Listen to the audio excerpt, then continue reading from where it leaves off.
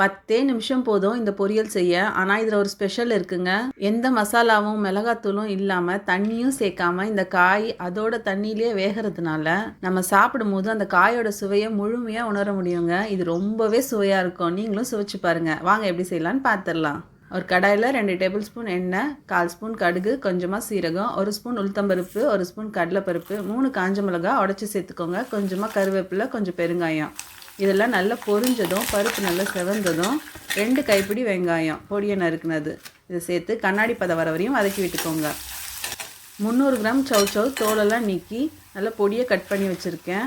அதோட 1/2 ஸ்பூன் உப்பு, 2 சிட்டிகை மஞ்சள்தூள் சேர்த்து ஒரு நிமிஷம் கிளறி விட்டுக்கோங்க. மீடியம் ஃப்ளேமில் வச்சு தட்டு போட்டு மூடி ஒரு 7லேருந்து 8 நிமிஷம் அப்படியே வேகட்டும். அப்புறம் திறந்து பார்த்தா இந்த மாதிரி காய் ரொம்ப சாஃப்டாக வெந்திருக்கும். இப்போ ஸ்டவ் ஆஃப் பண்ணிவிட்டு 1/2 கப் துருவின தேங்காய், கொஞ்சமாக கொத்தமல்லி தூவி இறக்குனா நம்மளோட காய் சுவையாக ரெடி ஆயிருங்க. இந்த காயோட ஃப்ளேவரை யாருமே சுவைச்சு சாப்பிட்ருக்க மாட்டோம். எனக்குமே இந்த காய் அந்தளவு பிடிக்காது. ஆனால் இந்த மாதிரி சாப்பிடும்போது காயோட டேஸ்ட் இருக்கே அப்பா சொல்லவே முடியாதுங்க. கண்டிப்பாக செஞ்சு பார்த்து எப்படி இருக்குன்னு கமெண்ட்டில் சொல்லுங்கள். இது ஒரு சிம்பிள் ரெசிபி தான். ஆனால் இதுக்கு இவ்வளோ ஹைப் தேவையான்னு தெரியல.